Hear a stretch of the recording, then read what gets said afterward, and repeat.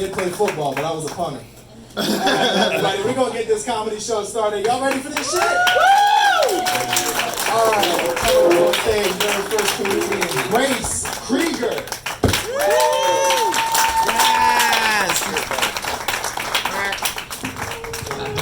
Thank you, honey. All right, my titties, let's talk about them. Yeah. They're called Reno and Vegas, because one's not as big and flashy as the other, but just as much fun to visit.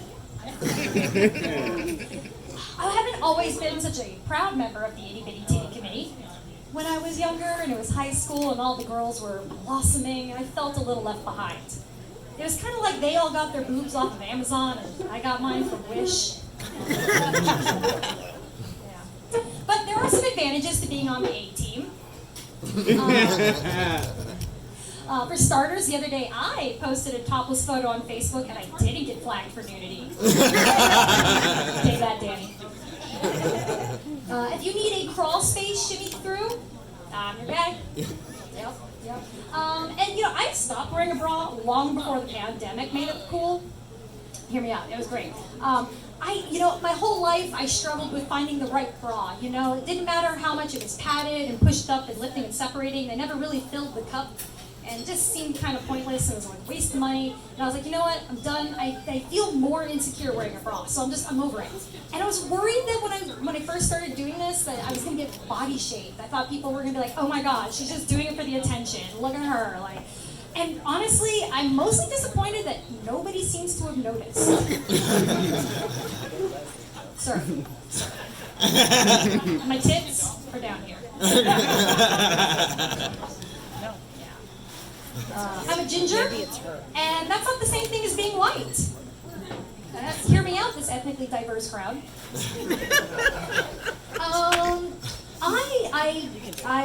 I've never been discriminated against based on the color of my skin, but I know what it's like to always stand out in a crowd full of white people. Any other gingers here? Oh, one. See, and it's a guy. See, there we go. Already hitting the binary there. Let's see. Oh, I would never claim to understand the black experience, but I know what it's like when a Karen asks to touch my hair. That's happened. And I'm not statistically more likely to be the victim of sexual violence, but I do know what it's like to be a category on Pornhub. Right? Representation matters. The other day I'm laying in a hammock, eating avocado toast, and day drinking. The whole millennial package. And I get to wondering, if a man has an idea in the middle of the woods, and there's not a woman around to hear it, is it still a bad idea?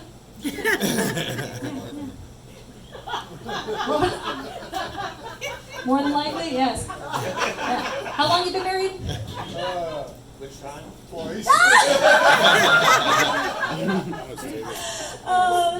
If you can't tell, I'm also married. Yes. 6 years now. Thank you. Yes, I share your enthusiasm. That's 30 a millennial, if anybody's keeping track. It's great. Don't get me wrong. Like I like being married. You see, it's been twice now. So what made you go back for another round? That's what we're looking for. Yep. No, I recommend it though. I mean, third time's the charm, right? You know, life's hard. Get a buddy. It's true. I love my. He's so good. Oh gosh. He's good. I love my husband. He's my best friend. He's been so supportive of this whole comedy thing. But I tell you what, guys, not my first choice for roommate. Wish I would have thought that one out. No, he's taking care of the dog, so we got that going for us. I appreciate that. I really do. That's how he lets me go do this whole comedy thing. He takes care of the house. It's great. But I tell you what, like he's kind of messy. I'm the neat freak in the family. He likes playing video games. He's into bodybuilding. I'm more into tarot and astrology, if you can't tell. He identifies as monogamous, and I'm slut curious. There you go.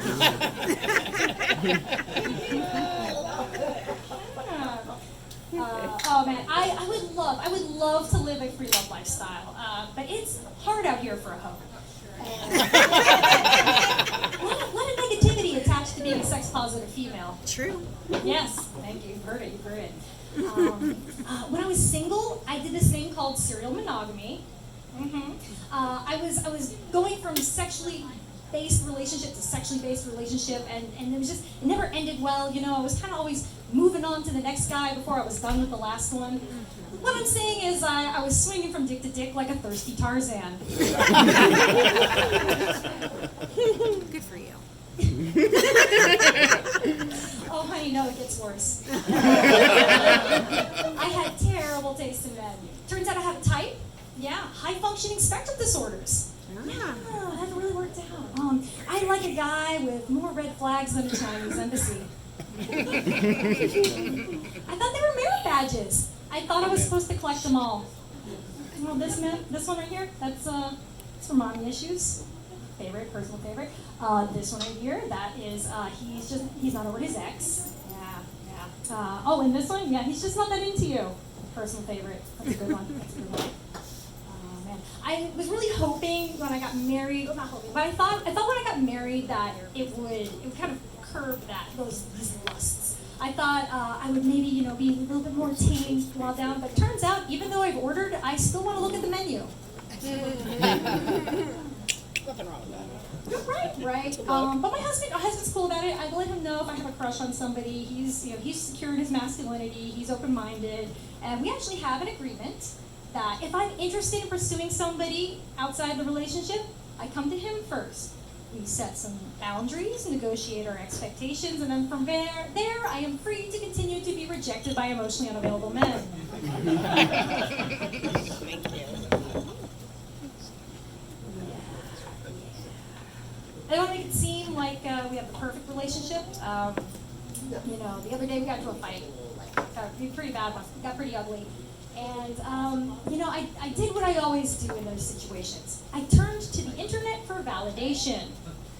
Don't do this, guys. Bad idea. I was Googling, are you married to a narcissist? Turns out he is. Yeah. Shocker. Spoiler alert. Yeah, that's why I do comedy. Is everybody paying attention to me? No, that actually happened. I was like really embarrassed. I was like super mad. And I was like, does this person do this? And then I was like, oh, that's not okay. That's toxic. Get me to therapy. And I did. Yeah, I love it. Guys, if you have the opportunity, the privilege, please go to therapy. Your friends will thank you. Therapy has been amazing, absolutely. It's changed so much for me. And in fact, the other day, my therapist, she kind of gave me a scare. She was like, Grace, what do you think about bringing an end to our time together? What did I do wrong? It's okay, Grace. No, I think you misunderstand me. We're doing so well that I don't think you need this anymore. Of course I need this. What do you mean? No, please. I'll do anything. I'll change. No, why? Don't leave me. Why does everybody I love leave me? Oh God. Grace, calm down. You're being a little codependent right now. He said, perfect. We can start there. Oh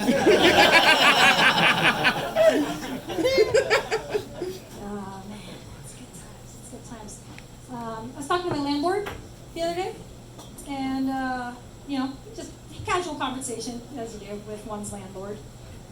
And I mentioned that I'm an optimistic nihilist. And he said, what's that mean? I was like, well, as an optimistic nihilist, I can look upon the existential dread at the center of my soul and go, neat. Reality is subjective, and we can craft things to our advantage, to our will. Time is a human construct, and money, that's just a thing, right? That's just a thing. And he looked at me and he said, as intangible as these concepts may be, rent is still due on the 1st. Yeah. You guys have been great. Thank you guys all so much. This has been so much fun.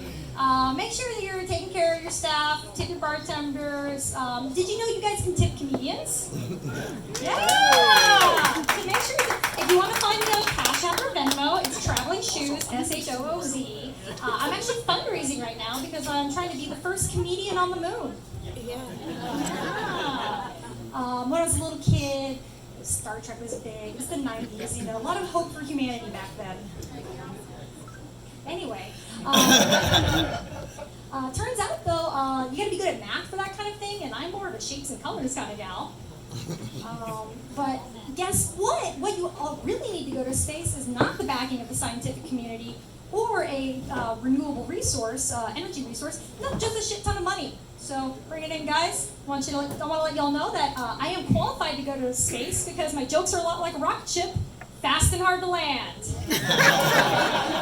Thank you all so much. I'm Grace Green. You know that's for